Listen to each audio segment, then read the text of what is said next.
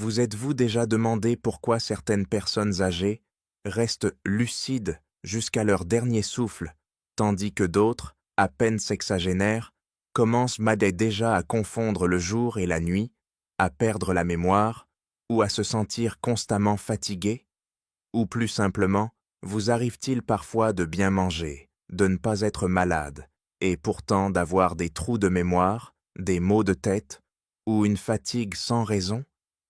Si ces questions vous parlent, alors je vous invite à rester avec moi jusqu'à la fin de cette vidéo. Nous allons parler ensemble d'aliments simples que vous voyez chaque jour au marché ou au supermarché, mais qui, bien utilisés, peuvent devenir un véritable bouclier pour protéger votre cerveau contre l'AVC. Ce fléau silencieux que, moi, en tant que gériatre, avec plus de 40 ans d'expérience en France, je considère comme l'un des dangers les plus sournois de la vieillesse. Je m'appelle Michel Dubois, je suis médecin et j'ai passé le cap des 70 ans. Beaucoup me disent qu'il est temps pour moi de profiter de ma retraite, mais je continue à exercer, car il y a une chose qui me préoccupe profondément. Chaque jour, de nombreuses personnes âgées mettent leur santé en danger à cause de simples erreurs alimentaires pourtant évitables. Je ne parle pas ici de régimes draconiens ou de super-aliments hors de prix. Je parle d'ingrédients tout à fait ordinaires, mais qui ont un pouvoir incroyable lorsqu'ils sont bien choisis et consommés régulièrement. Je me souviens d'une visite, il y a quelques jours le mois, chez un monsieur du nom de Pierre Martin, dans la région de Provence. Il a 72 ans, toujours en forme et plein d'énergie. Un jour, alors qu'il taillait ses oliviers, il a eu un malaise. Heureusement, ce n'était qu'un signe avant-coureur d'AVC. Quand je lui ai demandé ce qu'il mangeait au quotidien, il m'a répondu, principalement du pain blanc, de la viande rouge, très peu de légumes ou de poissons. Ensemble, nous avons ajusté ses repas. Un peu moins de viande, un peu plus de poisson, des légumes à chaque plat. En quelques semaines, il se sentait mieux. Sa mémoire s'était améliorée, son énergie aussi. Cela m'a une fois de plus confirmé que ce n'est ni la pharmacie, ni les hôpitaux modernes qui font la qualité de vie à un âge avancé, mais bien ce qu'il y a dans notre assiette. Alors, quels sont ces aliments? En quelle quantité faut-il les consommer? Y a-t-il des choses à éviter? Je vous en parlerai en détail dans cette vidéo, à partir de mon expérience concrète auprès de centaines de patients âgés. Ne vous inquiétez pas, il ne s'agira pas d'un cours magistral. Nous allons discuter comme deux amis qui s'occupent ensemble de leur jardin de santé, avec douceur, régularité et sincérité. Si ce que je vous raconte vous semble utile, pensez à cliquer sur « J'aime » et à vous abonner à la chaîne. Cela me permettra de continuer à vous accompagner, pas seulement aujourd'hui, mais aussi dans les jours à venir, dans ce beau chemin qu'est le vieillissement en bonne santé et en sérénité. Ce qui me peine souvent dans mon métier, c'est de voir des personnes âgées passer à côté de la prévention, tout simplement parce qu'elles pensent que, passé un certain âge, on peut bien manger comme on veut, du moment qu'on ne saute pas de repas. Mais en réalité, le corps d'un senior, c'est un peu comme une machine ancienne. Pour qu'elle continue de bien tourner, chaque goutte d'huile et chaque vis doivent être entretenues avec plus de soin que chez les jeunes. Et parmi les meilleures huiles pour notre cerveau et nos vaisseaux sanguins, il y a les bons gras contenus dans les poissons gras comme le saumon, le maquereau ou les sardines. Savez-vous que j'ai vu la santé de centaines de patients s'améliorer simplement en introduisant le poisson de manière adaptée dans leur alimentation? Je pense par exemple à Monsieur Jacques, qui vit à Montmartre, à Paris. Il avait un taux de cholestérol élevé, une tension instable, et donc un risque élevé d'AVC. Avant, il ne mangeait presque que de la viande. Agneau, bœuf, jamais de poisson. Je lui ai proposé de remplacer quelques repas carnés par du poisson grillé ou des soupes de maquereau. Au début, l'odeur le rebutait. Alors je lui ai conseillé d'utiliser un peu de citron ou de vin blanc pour atténuer cette odeur. 2 mois plus tard, il m'a téléphoné. « Docteur, maintenant je préfère le poisson. La viande, je n'en peux plus. » 6 mois après, ses analyses sanguines étaient bien meilleures, sa tension stabilisée et son esprit plus vif. Les oméga-3 que l'on trouve dans les poissons gras agissent comme une barrière protectrice pour les vaisseaux sanguins. Ils réduisent de l'inflammation, diminuent le risque de formation de caillots. Ces petits blocs très dangereux qui, s'ils atteignent le cerveau, peuvent bloquer une artère et provoquer un AVC en quelques 2 minutes. En plus de cela, une consommation régulière de poissons aide à réguler le rythme cardiaque et améliore la qualité du sommeil, ce que recherchent tant de personnes âgées. Je dis souvent à mes patients, même si vous n'aimez pas le poisson, essayez au moins d'en consommer 2 fois par semaine. Du poisson gras, grillé, cuit à la vapeur ou en soupe, tout sauf frit dans une mare d'huile. Et si le saumon est trop cher, ne vous inquiétez pas. Le maquereau ou les sardines sont tout aussi riches en nutriments et bien plus accessibles. Le secret, ce n'est pas d'en manger beaucoup d'un coup, mais d'en manger un peu régulièrement, semaine après semaine. Parlons maintenant d'un aliment qui, bien que très modeste, a un pouvoir silencieux, mais puissant sur le cerveau. Les légumes verts à feuilles foncées. Vous vous souvenez sans doute qu'enfant, on nous obligeait à manger nos légumes. Et pourtant, même adultes, peu d'entre nous en raffolent-ils vraiment. Mais à un certain âge, ces légumes deviennent de véritables jardiniers de nos artères. Ils nettoient en silence les excès, fluidifient le sang et facilitent le bon acheminement vers le cerveau. Les épinards, les blettes, le choucal sont riches en folate, une vitamine essentielle pour garder des vaisseaux sanguins souples et bien irrigués. Grâce à eux, le cerveau était mieux oxygéné, plus éveillé. Certains de mes patients souffraient de constipation, de sang épais, de tension permanente, simplement parce qu'ils avaient exclu les légumes et ne consommaient que des plats dits trop salés ou trop cuits. Mais dès qu'ils ont réintroduit ne serait-ce qu'un petit bol de soupe ou une assiette de légumes sautés chaque jour, leur santé a commencé à refleurir, comme une plante qu'on arrose, enfin. Je me rappelle de Madame Claire, 78 ans, qui vit à Bordeaux. Très attentive à son alimentation, mais elle n'aimait pas les légumes. À chaque fois que ses enfants lui préparaient une soupe, elle en prenait à peine quelques cuillerées. Jusqu'au jour où les maux de tête sont devenus fréquents. Les examens ont révélé un rétrécissement des vaisseaux cérébraux. Nous avons alors commencé ensemble une réconciliation avec les légumes. Un peu chaque jour. D'abord des légumes bien cuits, puis des soupes, puis des poêlés. Moins d'1 an plus tard, Alice est revenue me voir avec un sourire éclatant. « Docteur, maintenant je suis accro. Si je ne mange pas de légumes, je me sens mal. » Je souhaite sincèrement que vous ne voyiez plus les légumes comme une contrainte, mais comme une manière de chérir vos vaisseaux, un à un. Si vous trouvez cela difficile, variez les modes de cuisson. Faites-les sauter rapidement à l'huile d'olive, blanchissez-les légèrement, ou mélangez-les à une soupe avec des pommes de terre ou des carottes. Ne les cuisez pas trop, sinon ils perdent leurs bienfaits. Et si votre digestion est fragile, évitez les crudités. Les poissons gras et les légumes verts à feuilles, l'un porte la richesse de la mer, l'autre la simplicité de la terre. Mais ensemble, ils forment une alliance précieuse pour vos repas quotidiens. Un filet de poisson grillé avec des légumes vapeur ou une soupe de légumes accompagnée d'un bon pain complet peut être le premier pas vers une transformation de votre santé. Un jour, j'ai posé cette question à un de mes patients âgés.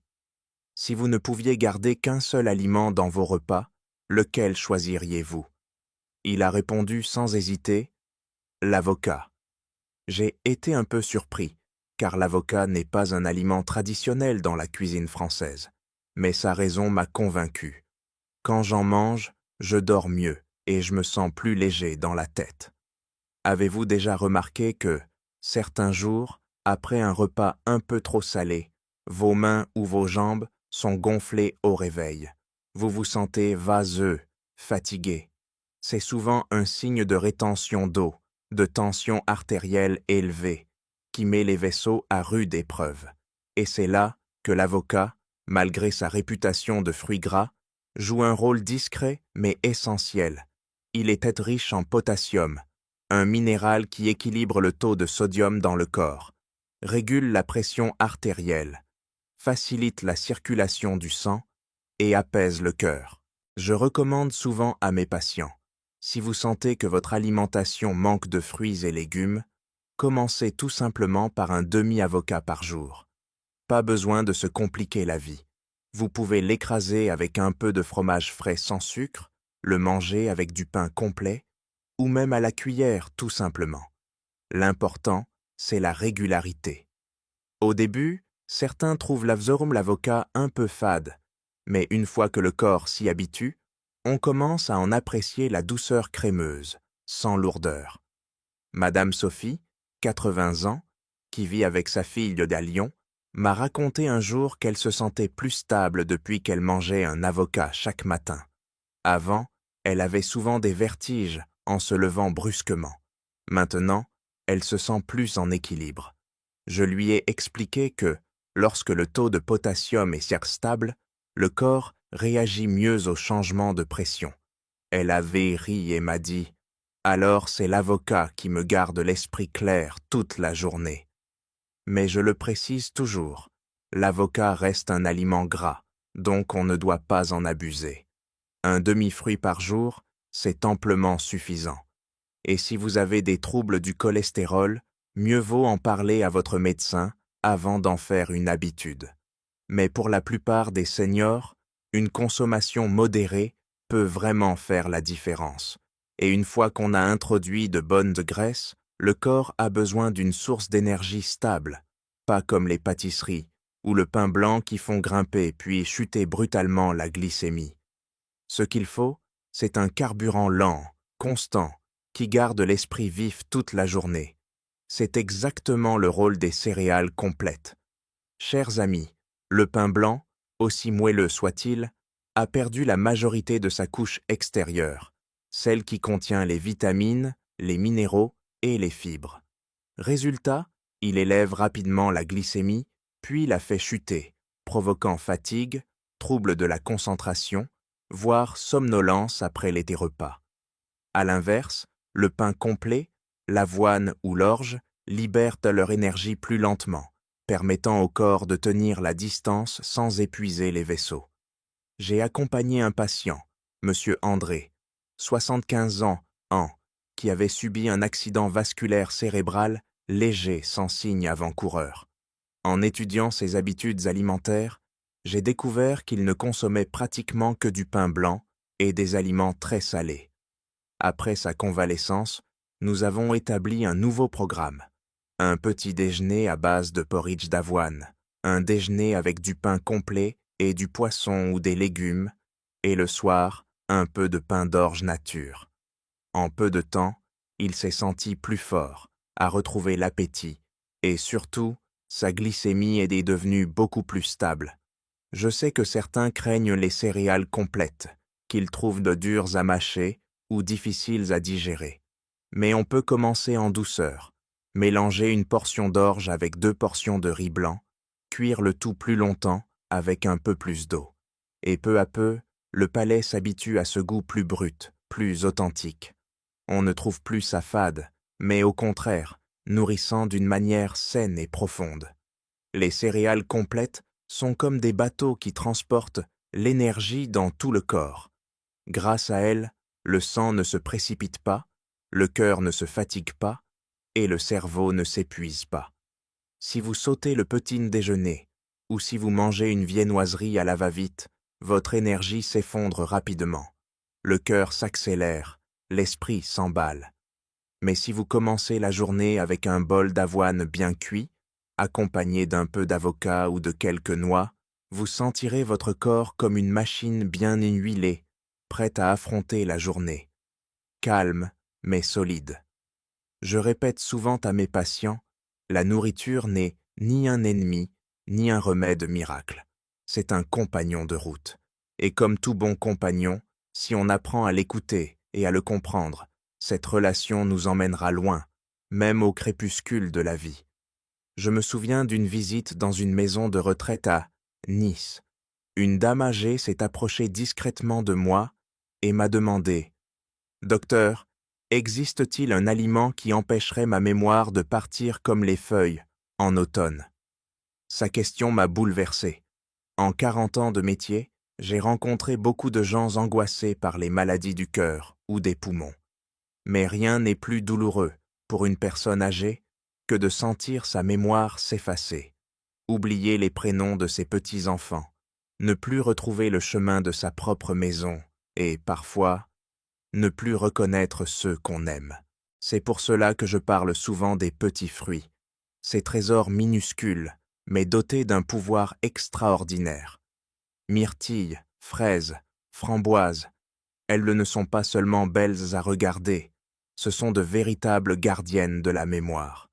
Ces fruits contiennent une substance appelée anthocyanine, ce pigment naturel qui leur donne leur belle couleur rouge foncé ou violette, et c'est aussi une arme puissante contre l'oxydation, l'inflammation et le vieillissement des cellules nerveuses. J'ai suivi un patient âgé, Monsieur Louis, 79 ans, qui habite à Toulouse. Il s'inquiétait beaucoup de ses trous de mémoire de plus en plus fréquents. Il m'a raconté qu'un matin, en voulant se préparer un café, il s'était figé devant la machine à cornette pendant de longues secondes sans se souvenir de ce qu'il faisait. Il craignait de finir comme sa femme, décédé après avoir souffert de démence. Je ne lui ai pas seulement prescrit des médicaments, nous avons aussi parlé de son quotidien, de son alimentation. Je lui ai notamment conseillé d'essayer de consommer des fruits pommes rouges 3 à 4 fois par semaine. Frais, mélangés à du yaourt nature, en smoothie léger sans sucre ajouté, ou simplement au petit déjeuner. 1 mois plus tard, il était revenu et m'a dit « Docteur, ma mémoire n'est pas encore parfaite, mais je me souviens maintenant de petites bonnes choses, comme le pull que je portais hier ou où j'ai posé mes lunettes. » Pour les jeunes, cela peut sembler anodin, mais pour une personne âgée, chaque souvenir gardé est comme un petit caillou sur le chemin qui mène à soi-même. Les fruits rouges ne sont pas seulement bons pour le cerveau. Grâce à leur pouvoir nettoyant et anti-inflammatoire, ils soutiennent aussi la santé des vaisseaux sanguins. Imaginez que les capillaires qui irriguent notre cerveau soient comme un ruisseau. Les fruits rouges, eux, agissent comme de petites pierres filtrantes qui empêchent les déchets de polluer l'eau. Un sang plus clair, c'est un cerveau mieux nourri, et donc une mémoire plus vive. En France, ces fruits ne sont pas aussi courants que les pommes ou les poires, mais on en trouve aujourd'hui assez facilement dans les supermarchés ou les marchés. Si le prix des fruits frais vous inquiète, sachez que les versions surgelées sont tout à fait acceptables, à condition qu'elles ne contiennent pas de sucre ajouté. Ne vous en faites pas pour la congélation. Si elle est bien faite, la teneur en anthocyanine reste largement suffisante. Une patiente de Nantes m'a confié un jour « Docteur, je n'ai jamais été habituée à manger froid. » Je lui ai alors conseillé de laisser les fruits dégeler à température ambiante pendant 30 minutes, ou de les mélanger avec un peu de yaourt nature, voire de les ajouter dans un porridge tiède. L'essentiel, c'est de se sentir à l'aise. Inutile de manger un bol entier. Quelques cuillerées suffisent, mais il faut le faire régulièrement. C'est là la véritable clé. Au-delà de leurs bienfaits pour le cerveau et les artères, les fruits rouges ont aussi un pouvoir psychologique. Leurs couleurs vives, rouge, violet, bleu, rendent le repas plus joyeux, plus vivant, surtout pour ceux qui mangent seuls. Plusieurs patients âgés m'ont raconté qu'un simple bol de fraises au petit déjeuner suffisait à leur redonner un peu de gaïcité. Peut-être parce que, dans ces petits fruits, il n'y a pas que des nutriments. Il y a aussi de la tendresse, Chers amis, je ne vous promets pas qu'une fraise ou une poignée de myrtilles vous rendra génial du jour au lendemain. Mais je crois profondément que consommer de la bonne manière et avec constance, ces petits fruits deviendront vos fidèles compagnons, veillant sur ce que vous avez de plus précieux, vos souvenirs, votre lucidité, votre autonomie. Je tiens aussi à souligner un point important. Évitez absolument d'ajouter du sucre à ces préparations, surtout si vous êtes à risque de diabète ou d'hypertension. Si vous ressentez le besoin d'un peu de douceur, préférez une banane bien mûre ou un peu de yaourt, des sucres naturels, mieux tolérés par l'organisme. Le corps humain n'est pas une machine éternelle, mais c'est une machine qui sait se réparer si l'on prend le temps de l'écouter, de la nourrir, de la protéger. Et les fruits rouges font partie de ces petits murmures que le corps nous adresse. Il suffit de ralentir un peu, de tendre la main vers ce dont il a besoin et de manger avec gratitude. Car au bout du compte, ce sont nos petits choix quotidiens qui déterminent combien de temps nous pourrons vivre. Bien et pleinement. Un jour, quelqu'un m'a demandé « Docteur, après plus de 40 ans de métier, à soigner tant de personnes âgées, qu'est-ce qui vous a le plus marqué ?» Je n'ai pas répondu tout de suite. J'ai souri. Je suis resté silencieux, un moment, puis j'ai dit doucement « Ce sont ceux qui sont venus trop tard. » Ce n'est pas qu'ils ne se souciaient pas de leur santé. Ce n'est pas qu'ils étaient balisses ou paresseux ou négligents. C'est qu'ils ne savaient même pas que les petites choses, un petit déjeuner équilibré, un bol de soupe, une tranche de poisson grillé, une simple fraise, pouvaient être les premiers pas vers une vie en meilleure santé. Ils ont laissé la vieillesse filer comme un film qu'on regarde en accéléré, sans jamais appuyer sur le frein qu'on appelle prévention. Si je raconte cela, ce n'est pas pour blâmer, c'est pour rappeler.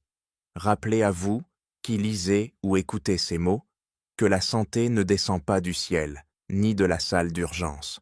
La santé, c'est l'habitude répétée, c'est la patience, c'est l'amour de soi chaque fois que vous êtes au marché et que vous vous demandez quoi mettre dans votre panier aujourd'hui. Certains disent, à mon âge, peu importe ce que je mange. Mes chers amis, si aujourd'hui vous avez encore la capacité de goûter, de savourer un bon repas, alors vous avez là un cadeau inestimable, un privilège que beaucoup perdent avec le temps. Et si vous avez le choix, pourquoi ne pas choisir des aliments à la fois bons pour le goût et bons pour la paix de votre esprit, pour une vie avec moins de soucis de santé? Je ne vous demande pas de tout changer d'un coup. Je vous demande juste d'essayer une chose.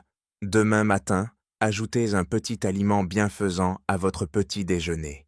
Une demi-avocat, un bol de flocons d'avoine, quelques myrtilles. N'attendez pas un résultat d'analyse anormal pour prendre soin de vous. Car à ce moment-là, il était parfois trop tard et le corps porte déjà des blessures invisibles. La vieillesse ne devrait pas être une période d'inquiétude permanente autour des hôpitaux, des médicaments ou des diagnostics.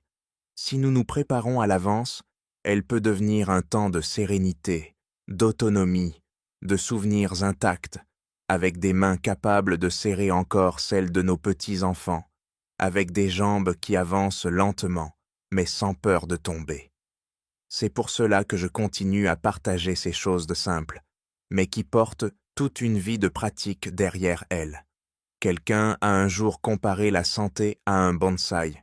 Il faut tailler un peu chaque jour, avec patience, et ne jamais l'abandonner.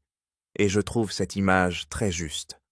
Un bonsaï en bonne santé a des racines solides, une structure résistante, et chaque feuille porte la trace de l'amour de celui qui l'a soigné. Le corps humain, c'est pareil. Si vous en prenez soin avec tendresse, il vous accompagnera longtemps, paisiblement. J'espère qu'après cette vidéo, vous ne retiendrez pas seulement les noms des aliments dont j'ai parlé, mais que vous les intégrerez réellement à votre quotidien, doucement, régulièrement. Pas par peur de tomber malade, mais parce que vous méritez de vivre en bonne santé. de vivre heureux, de vivre selon vos propres choix.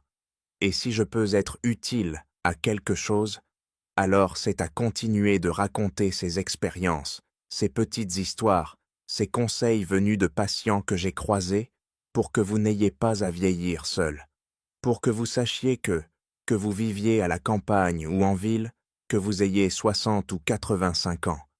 Il n'est jamais trop tard pour commencer à vivre mieux, à vivre plus pleinement. Si ce que je partage ici vous a été utile, je vous invite à cliquer sur « J'aime » et à vous abonner à cette chaîne. C'est le moyen le plus simple de me permettre de continuer à vous accompagner dans d'autres vidéos à venir, où nous ne parlerons pas seulement de maladies, mais aussi d'art de vivre, avec calme et sagesse, comme une dernière feuille d'automne qui garde encore sa tendre couleur. Et si un jour, nous nous croisons quelque part, dans un parc, dans un café, ou lors d'une visite médicale, j'espère que vous me sourirez en disant « Docteur, je mange toujours comme vous me l'avez conseillé »